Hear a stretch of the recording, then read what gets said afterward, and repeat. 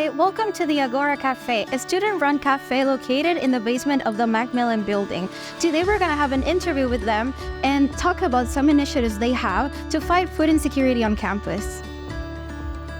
Before we get started, I would like to acknowledge that UBC's Point Grey campus, where the Agora Cafe is located, is situated in the traditional, ancestral, and unceded territories of the Musqueam people.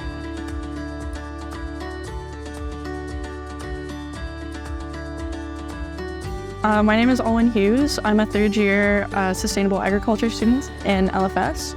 I am one of the community dinner managers for Agora, so I organize these dinners. What's going on behind me? So our mission is to provide basically at-cost food. So we are a nonprofit, and our primary goal is to feed people with price not being a barrier. So we have our community dinners, which are free dinners twice a week on Mondays and Thursdays. And besides that, all of the food is $5 or less. And we are working on trying to source more local ingredients to kind of close the loop. Our volunteer program, we have 2-hour shifts for volunteers, and they come in, they get to learn knife skills, and they have the opportunity to get their food safe training for free. And get to learn all sorts of leadership skills, working in a team and everything. And they all get free food at the end of the day, and first dibs on knowing about community dinners and exclusive volunteer socials with food and fun and games. I think the community dinners are really integral to that, plus just having people here all the time that are involved with Agora. This has kind of become like my third space, I would say, and it's a lot of other people's third space, especially if you're in LFS. People come around here to hang out and get food at Agora, maybe hang out after their shift or before their shift. Yeah, there's always people that you know here. The volunteers are the heart and soul of Agora. They do everything. They are helping run the cafe from open to close. They do the community dinners twice a week. We also have a prep shift on Sundays.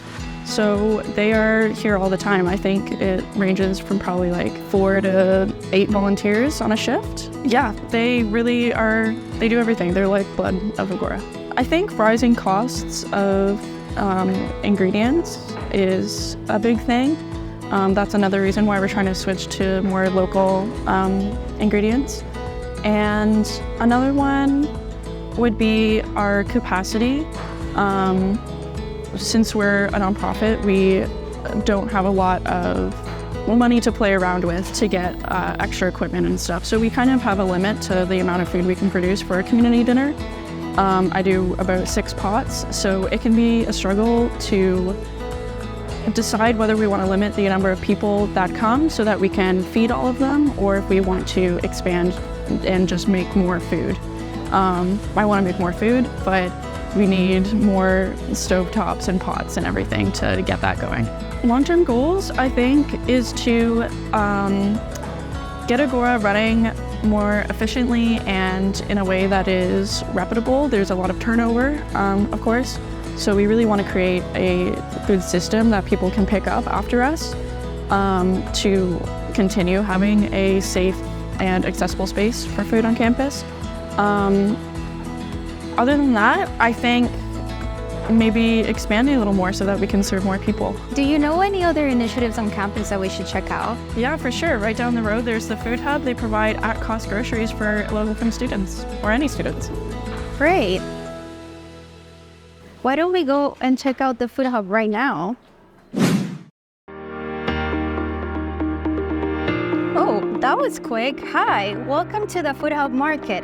Today, we're going to be having an interview to get to know some of their initiatives as a student-led affordable grocery store. Yes, my name is Christine, and I'm a 4th year, and I am the Food Hub student coordinator. So right now I run the operations and the volunteer management of the Food Hub. So essentially we're run by 44 volunteers, and so as you can see, we are an at-cost grocery store with just an added extra 5% for waste costs. But essentially we're a nonprofit, and we just aim to kind of showcase affordable food on campus because food is so expensive. And also we have programming events Like you can make your own trail mix or make your own seasoning just to teach other students how to cook and other basics and create community. So essentially we gain all our stuff the same as all other places do, such as Harvest, such as grocery checkout, such as some restaurants. So we use Cisco, Associated Grocers, which is Western Family, Liku, Fresh Point, and we have 2 LFS alumni that actually have their own products here. So Moving Coffee is by an LFS alumni, and so is the jams that we have. They're keto and vegan. So what I do is that if a case is $60 and there's 12 like oils in the case at $60, I just essentially divide that, and that's the base price, and I times by 5% because that's our waste like margin, and that's how I sell it. There's no profit at all. We sell it, it's just at cost.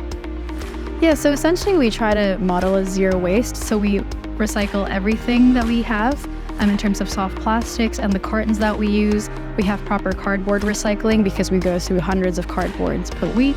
If there are produce that's kind of going bad, we give it out for free and someone always takes it.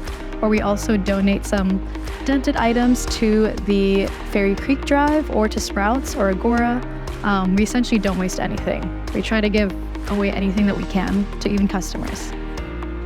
Yeah, so one thing we really value at the Food Hub is just showcasing a bunch of cultural and diverse foods. So as you can see, we have a lot of Asian products, we have a lot of Middle Eastern products, and we also just have some random products that like some Valentinas, some crazy different hot sauces, just to accommodate to everyone's needs over here. I think one thing is that we are still pretty tiny. We don't have as much food as other grocery stores, even Harvest or grocery checkout. I think we only have around 170 items here, whereas Harvest I think has around 300. So just the space is kind of a barrier because we can't provide as much food as I'd love to. And I think one thing is also costs. Like I'd love to sell lettuce or I'd love to sell like different vegetables and fruits, but because we buy so little per week in comparison to Save-On that buys thousands, essentially it's more cheaper to buy there sometimes than us, but just because of their margin. But yeah, hopefully we're slowly working on that and trying to get different vendors to get some cheaper produce. Yeah, I think one of our long-term goals is just to showcase that we do have there is affordable food on campus, and that also to provide food security to everyone. One of the main points of the Food Hub is to not like exclude anyone from the Food Hub, so anyone can shop here, staff, anyone from the UBC community.